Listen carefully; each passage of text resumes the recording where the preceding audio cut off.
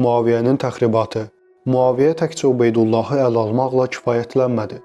O, İmam Həsən əleyhissalamın qoşununda çaşqınlıq yaratmaq məqsədi ilə öz casusları və muzluları vasitəsilə belə şaya yayırdı ki, Qeys ibn Səd Ubeydullahın yerinə keçən sərkərdə Muaviyyənin tərəfinə keçmişdi.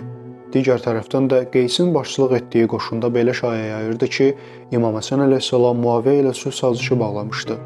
Hətta Muaviyyə cəmaət arasında müəyyən qədər etibarı olan bir neçə nəfəri İmam Həsənin yanına göndərdi və onlar Mədainin düşərgəsində onunla görüşdülər.